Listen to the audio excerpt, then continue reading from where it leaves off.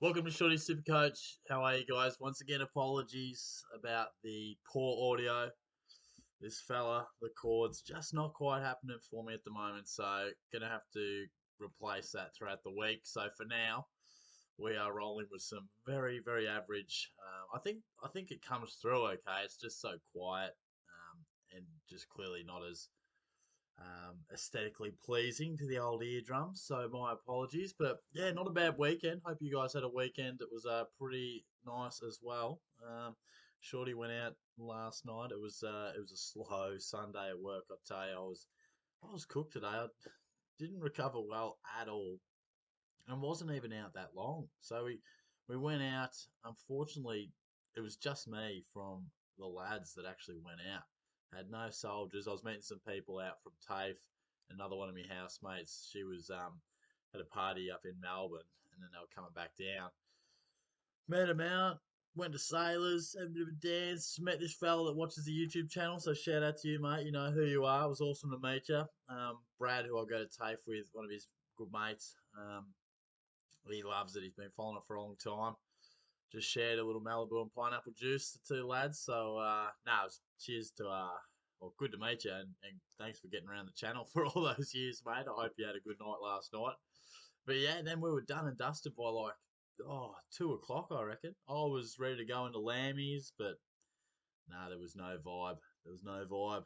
Once one of my friends left, she was gone, and I thought, oh, I think this night's done and dusted. So, but anyway, next week you never know. Could be a good deep session. The fella that I go out regularly with, he's done his ACL, so that is no good. He's on the crutches at the moment. But let's take a look at my side. I think I went all right, but there are frustrations in here, which we'll get into. I haven't looked at many scores at all, but that's not bad. That's not bad. Still went down in rank though. Still went down in rank. Fuck. Um, I actually dropped outside the top 10,000 now, which is not ideal. But interestingly, I won quite a few of my leagues, which is good. Oh, close little draft. I had a shocker in my draft league, but won 2 out of 3 of the drafts there, which is not too bad. I'll take a look at the actual leagues in a second. But let's take a look at my side. And Christian Petrarca, you fucking killing me, mate. Absolutely did my head in scoring a 53. Now, I traded in Stewart. He came in and scored 74. He's repaid the faith since. I traded in Brayshaw. Next week, he scored 70 something.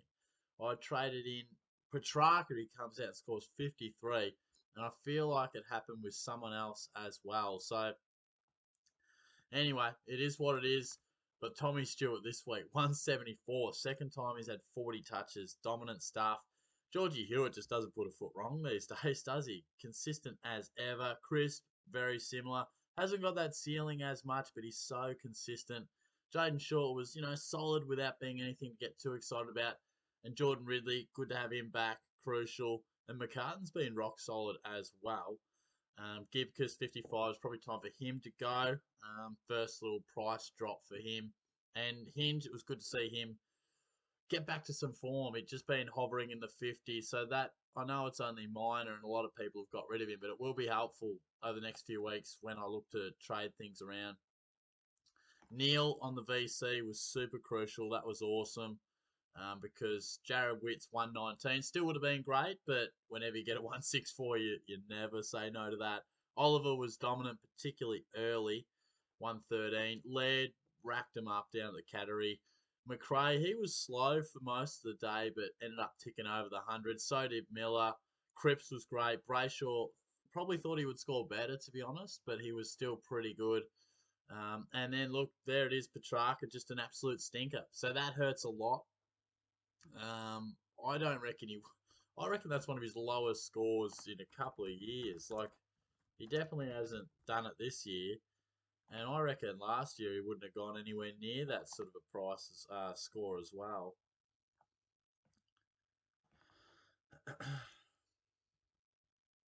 So yeah, didn't get close to that in 2021. So round 15, he scored a 53 in 2020. So That's great. Of all the times I bring him in, he decides to chuck in his worst score in nearly 2 years. So, pisses you right off. But what's really hurting my side is probably this ruck area, and it's an issue. So I ended up trading out Bruce, just because I explained it more in the video the other week, but it just made more sense for what I do in terms of my plan throughout the whole buys. But having Sam Hayes there, he's solid for a cash cow, but it hurts to expose him on the field consistently. So I'm going to have to do something about that. Dunkley was great. Parker was really good. Butters, he's bounced back nicely. Look, I got a bit lucky here to expose Roses and DeConning on the field, and to get 140 points out of them is an absolute gem, because I dodged the Rioli, which was handy. I need Taranto to get back. Get the bloody foam roller out, Tim. I need you back to be fit and firing, mate. I need you to be in fine form. And Isaac Heaney, it was a pair of 53s that did me over this week.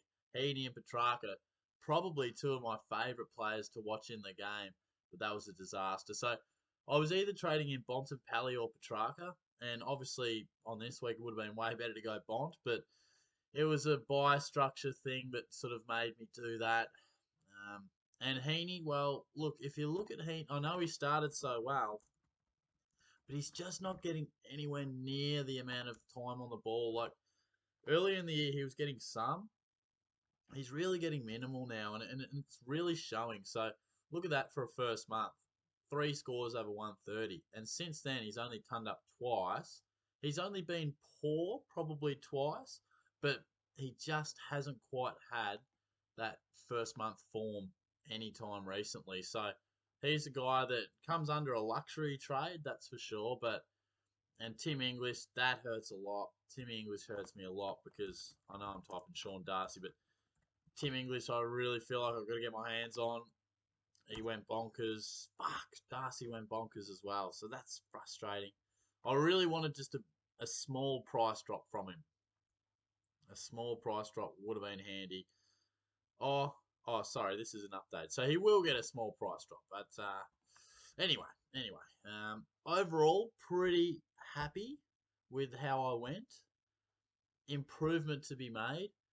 Honestly, sort of surprised I dropped in rankings, I must admit. But yeah, good to see. I didn't mention these boys on the bench. Good to see all of them go 60 plus. I know Hoff, he scored 3 last week, but you just never know when a bit of extra cash can be really helpful and when you might call upon it. So good to see that they were solid. I've really got to have a bit of a think on my trades. I mapped them all out on the old notepad the other day and had a reasonable idea, but Timmy English's massive score might change that a little bit, but I won't talk too much. I'll show you what are we going to look like here in terms of zeros. The midfield's going to be fine. Probably would field Clark anyway, but so we're going to have a little bit of a zero there, and then hopefully Taranto comes back in. So we should be fine. It's mainly the back line that's going to be an issue.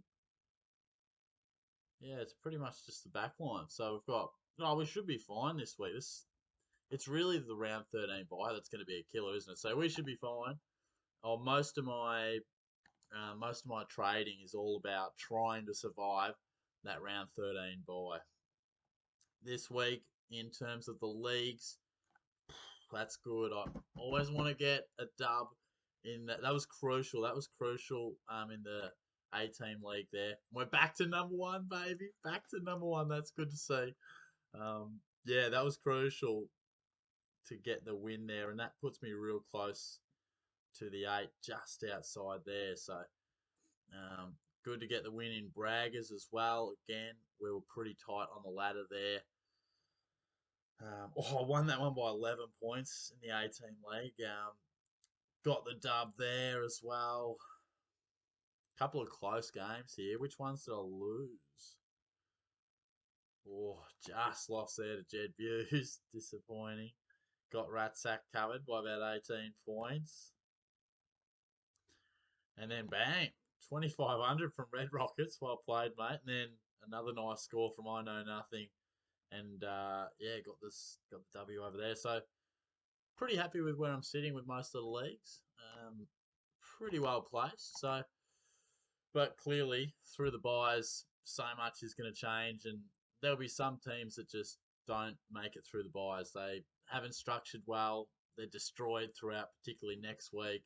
And that's when, if you play your cards right, you can actually move up the ranks pretty well. So, um, yeah, I think most people probably have a team that's almost complete, full of premiums. So that's probably my next thing is just to try and get this forward line structuring up a bit better,